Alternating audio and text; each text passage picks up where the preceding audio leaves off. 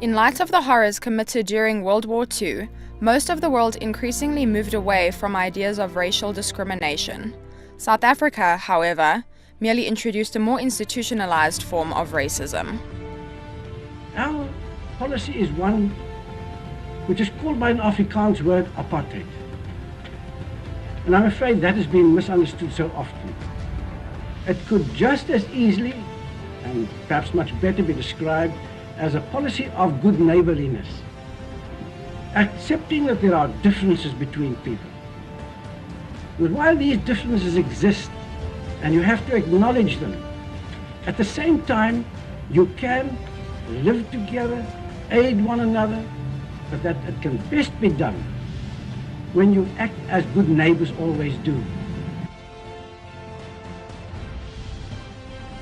In 1948, just as World War II had come to a close, the National Party government introduced the apartheid regime to South Africa in a post-World War II political climate that was opposed to racial discrimination. National Party leaders argued that South Africa did not comprise a single nation, but was made up of 4 distinct racial groups: white, black, colored, and Indian.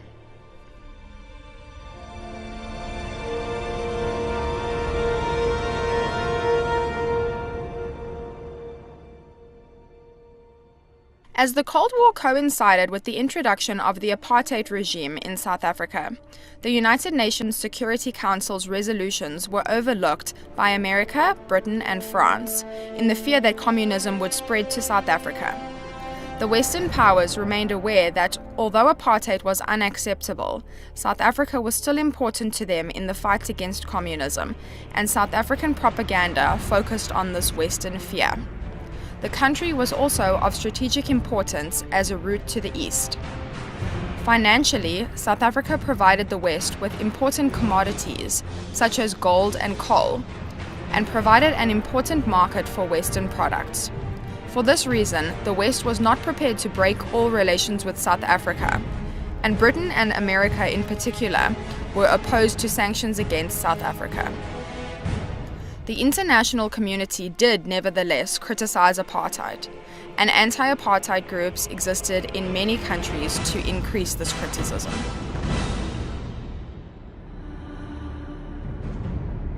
In 1960, the worldwide view changed as a result of the Sharpeville massacre, when a group of protesters converged on Sharpeville's police station to intentionally get arrested for not carrying their passbooks as a sign of defiance. When police tried to arrest an alleged ringleader, the masses surged forward and shooting broke out. Officially, 69 people were killed and 180 were injured. This led to the founding of Umkhonto we Sizwe, the armed wing of the ANC, which was supported by the Communist Soviet Union.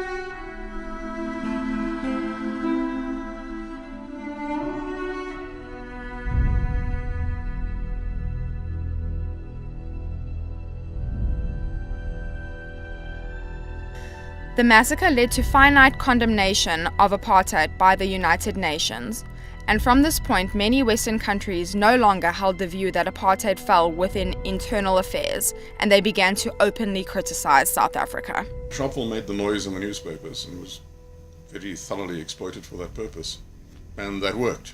It had a shock effect, knee-jerk reaction, and set an arms embargo.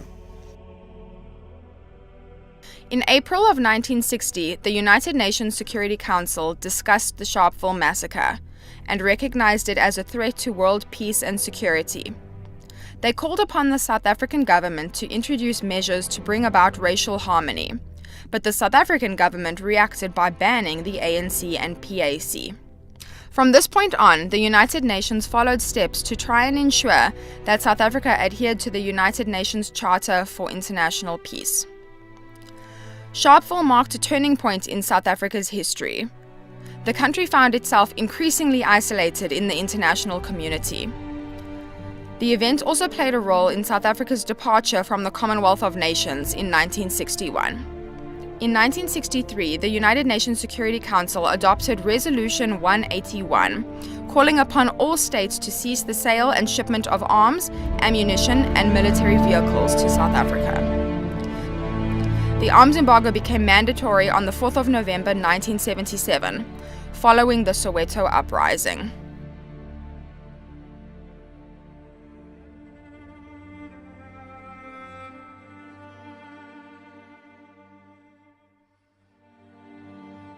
The Soweto uprising was triggered when Afrikaans was made the compulsory second teaching medium in 1974, leading angry Sowetan students to secretly start mobilizing. On the 16th of June 1976, several thousand students, mobilized by the South African Students' Movement Action Committee and supported by the Black Consciousness Movement, marched peacefully to demonstrate and protest against the use of Afrikaans in their schools. During the march, heavily armed police fired tear gas and live ammunition on the demonstrating students.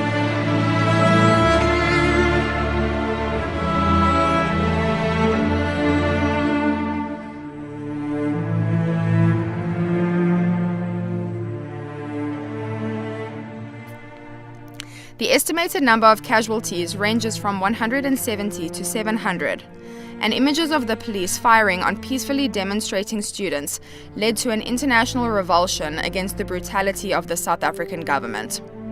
Thereafter, the United Nations passed Resolution 418, which sought to further hinder South Africa's military strength. What is expected of us? What should we do? We should defend our country in the best possible manner.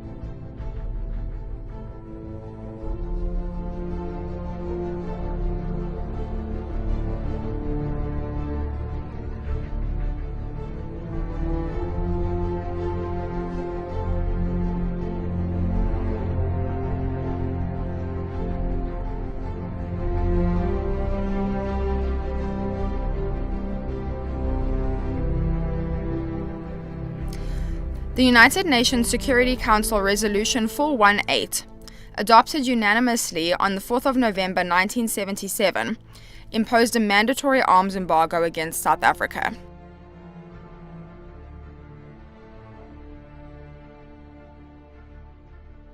On the one hand, the arms embargo had the unintended effect of creating the defense industry and resulting in a defense force better equipped than it would have been otherwise, which is also partly a factor, as I said, of the build-up on the opposing side being relatively slow. If it had been a faster build-up, there would have been a problem. If the war continued, the defense would have been ever better equipped to deal with it, certainly for another 10 years. After that, the Air Force might have been in deep trouble. It was developing an entirely new fighter. There was a project called Carver. Whether that would have been taken much further, I don't know. We'd have to see. The Navy was okay. They had shipbuilding projects in place. The Army was fine. The equipment built, they had in place. The other unintended effect, of course, was that it triggered the development of the defense industry, which triggered the establishment in South Africa of precision engineering, electronics, high-end electrics, material sciences, quality control, etc., which then spun off and totally transformed the economy from a mining, farming economy to a modern, high-tech, industrialized economy. So, we have much to be grateful for the embargo. It gave us a defense industry, a well-equipped defense force, and an entirely different economy. While the embargo may have had some negative impact on South Africa's defense force, it actually had an overwhelmingly positive effect on South Africa's technological and defense industries. The ban had a direct impact in some of the following ways. Last-minute cancellation of the sale of corvettes and Augusta submarines by France to South Africa. The purchase of strike craft from Israel, some of which had to be built covertly in South Africa instead. South Africa's inability to purchase modern fighter aircraft to counter the air superiority of Cuban MiG-23s over the SAAF in the South African border war. The growth of the modern-day multi-billion-dollar South African arms industry. and the end of shipments by the United States of enriched uranium fuel for South Africa's Safari 1 research nuclear reactor. The nuclear weapons program reached its peak during the embargo, when components for the program were imported without the knowledge of the international community or put to ingenious uses that had not been envisaged by the enforcers of the ban. Notable operations that came to light were the 1984 case of the Coventry Four. 4 South African businessmen in the UK were found to be operating a front company on behalf of Kentron that was sourcing material in defiance of the ban.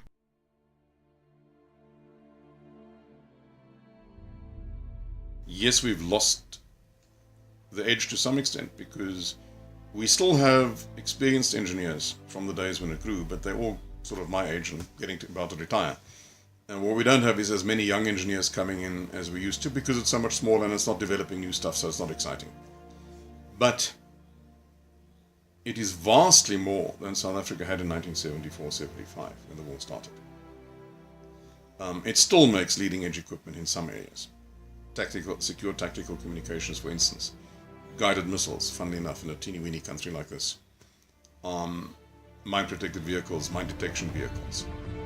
And then smaller stuff that one doesn't really see. So there's still a core of capability left that is very impressive, that is still generating forex income, still employing engineers, and that is still insufficient to serve as a basis to rebuild the industry to the sort of level that would make sense in peacetime with no embargoes. Again, I come back to the defense review. If we're going to implement even partly the defense review, we will need more equipment, and we have the basis here to make it ourselves. And that then spins off into exports, because you started anyway, you might as well export some. So, a lot smaller than it used to be, not quite the same breadth and depth of capabilities, but also we don't need them without an embargo. What we can do is focus and cherry pick and have breadth and depth where it is specifically relevant to our requirements, or where we want what Minister Sisulu called sovereign control of things, like secure communications.